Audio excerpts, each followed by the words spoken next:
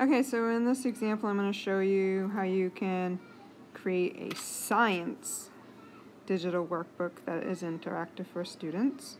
So if we go into this book that I created, Bird Adaptations,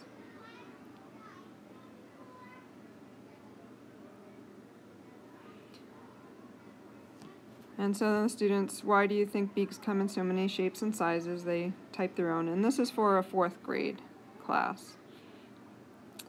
And then the next page is click the link to read about bird adaptations. So the student would click the link, and what I love about this is it opens up the link right within Book Creator. So they're not going into Safari and get lost in other things. They can go right here.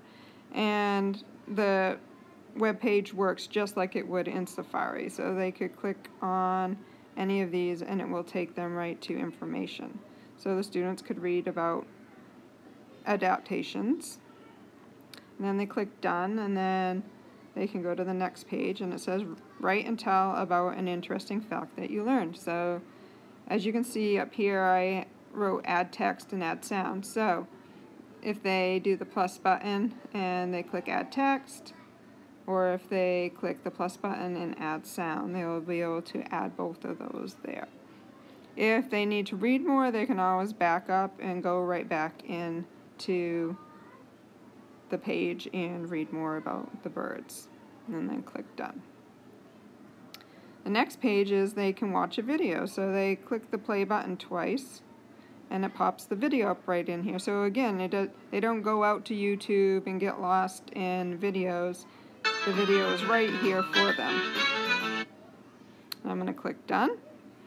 And then the next page, now that you've read about birds and watched the video, why do beaks come in so many shapes and sizes? And they would add text here. Then this page, they customize and make their own bird.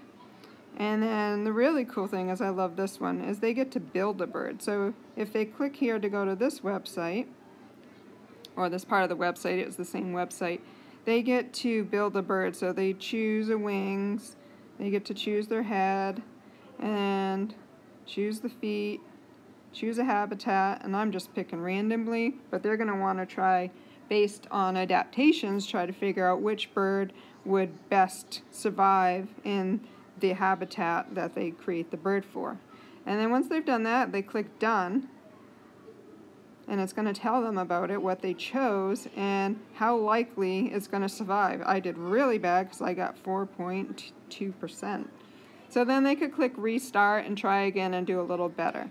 When they're done, they would click done. And then this is a video about Beauty and the beak.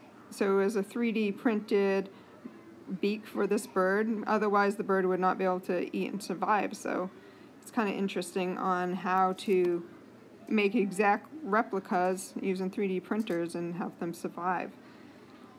And the classroom teachers actually there's a picture book that's also Beauty and the Beak, and they use this with their students as well. And we also have 3D printers, so then we could talk about, designing their own beak if that's an extension that you would want to do with this one. And then lastly, in the science ones, I tried to put the next gen science standards that are covered in that book in the science book, so that way teachers know what they are covering.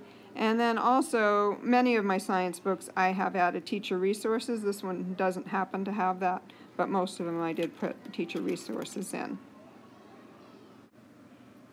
And then here are some examples of some of the other things I added in some of the other science books, like an experiment, and it lists all the materials and then gives them directions. And then there's kind of a play some learning games section for the students in some of the books. If you have any questions, feel free to contact me and I'd be happy to help.